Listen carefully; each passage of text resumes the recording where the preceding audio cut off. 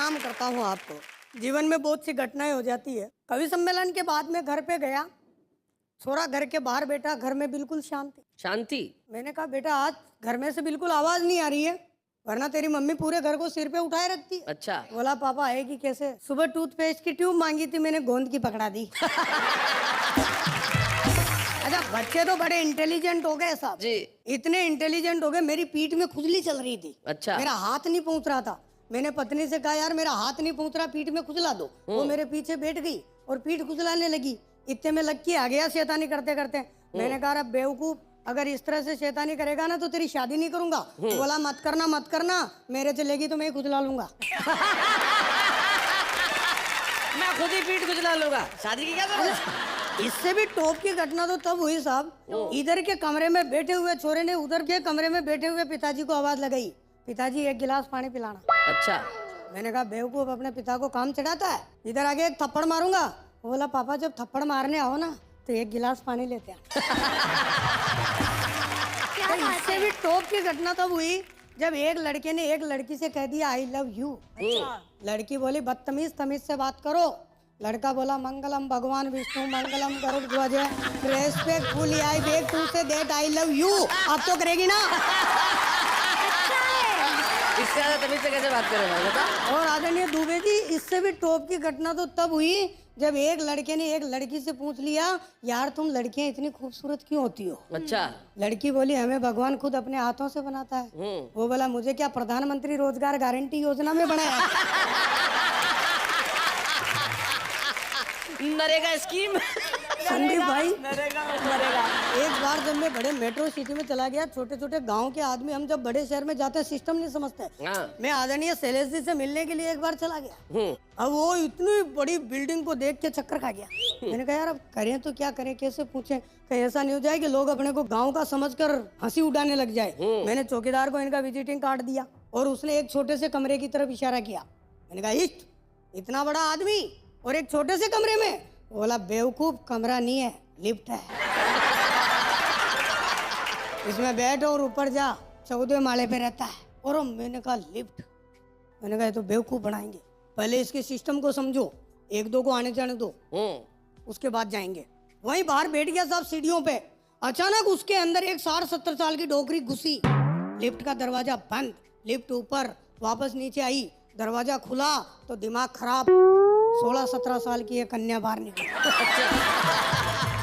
और मैंने कहा हे भगवान काश बबलू की मम्मी को ही लाते। कि अचानक उसके अंदर एक नवविवाहित पति पत्नी घुसे, बिल्कुल फ्रेश कपल।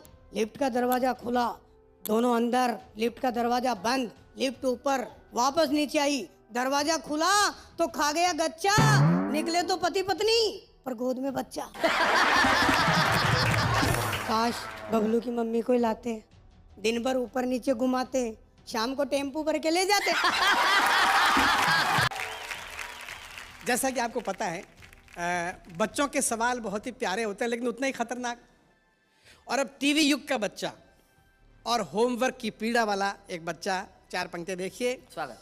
कि बच्चे ने पूछा होमवर्क करते करते आदमी शादी क्यों करता है? अच्छा। बाप ने सवाल के वजन को तोला और फिर टालने के लिए बोला आदमी शर्ट में बटन नहीं टांग सकता ना, इसलिए शादी करता है। अच्छा। बच्चे ने फौरन दूसरा सवाल किया फिर दर्जी क्यों शादी करता है? आपके सारे बहाने बेकार हैं, मेरा होमवर्क करके दीजिए, इस होमवर्क के लिए आप जिम्मेदार हैं। अच्छा। आपने शादी की तो मैं आया तो स्कूल गया जी। स्कूल गया तो ये होमवर्क मिला। अब ये होमवर्क मैं क्यों करूं? शर्ट में बटन टांकने आपको नहीं आते थे, उसकी सजा मैं क्यों भुगतूं? मैंने बहुत साल पहले एक 5 स्टार होटल में खाना खाया था, उसका एक छोटा सा वर्णन है, देखिएगा। बुफे दावत सिस्टम वो दावत है जिसमें हर समझदार मेहमान या तो घर से खाना खाकर आता है या वापस घर जाकर खाता है। वापस घर जाकर खाता है। हर स्वाभिमानी आदमी को कम से कम 3 बार कतार में खड़ा होना पड़ता है। और ज्यादा से ज्यादा कितनी बार?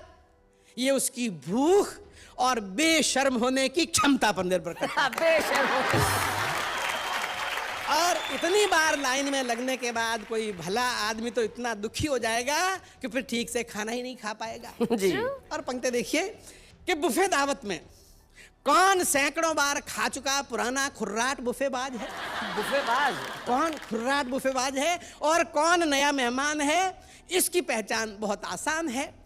पुराना अपनी प्लेट में जरा सा 1-2 चम्मच खाना ऐसे धर लाता है जैसे सत्यनारायण का प्रसाद लाया हो। अच्छा। जबकि नया अपनी प्लेट में खाने की हर डिश ऐसे भर लाता है जैसे कोई भिखारी 10 घरों से भीख मांग कर लाया हो।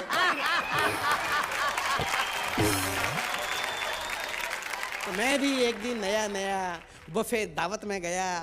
युद्ध क्षेत्र की तरह फैला बड़ा सा हॉल, ऊपर से 5 स्टार होटल का आतंकित माहौल, ढाल और तलवारों की तरह प्लेटों और चम्मचों की आवाजें, और उसमें चक्रव्यूह में फंसे अभिमन्यु में। अच्छा। मैंने कूपन लिया तो ऐसा लगा जैसे खाने का लाइसेंस मिल गया।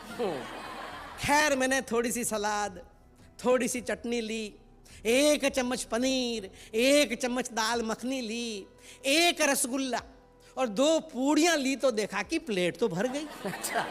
अच्छी अच्छी सब्जियां तो रह गई। जी। अब पीछे लंबी कतार, आगे फिल्म उतारता वीडियो कैमरा। मैं बाकी पकवानों को ऐसे देखते हुए निकला जैसे सकल पदार्थ या जगमाही कर्महीन नर पावत नाही। भाई क्या बात है। बढ़िया। और एक सीन आपके साथ में हुआ होगा कि प्लेट में कटोरियां रखता तो खाने के लिए स्थान नहीं बचता, सही बात है। और बिना कटोरी के खाना लिया तो दाल में रसगुल्ला और रायते में सब्जी मिल गई। और पता नहीं क्या मिलकर पता नहीं कौन सी डिश बन गई। जी। और बुफे दावत पे आपने देखा होगा वहां आदमी खाना खाने के लिए कम आता है, बातें करने के लिए ज्यादा आता है। अब मैं जो ही एक प्लेट में खाना भर के एक तरफ कोने में जाके खड़ा होके खा रहा था, एक भाई साहब आए और आते ही पूछा, आपने रसगुल्ला तो लिया ही नहीं? अच्छा। मन में आया बोल दूं, ये दाल और चटनी में डूबा पड़ा है वो रसगुल्ला ही है। बहुत अच्छे।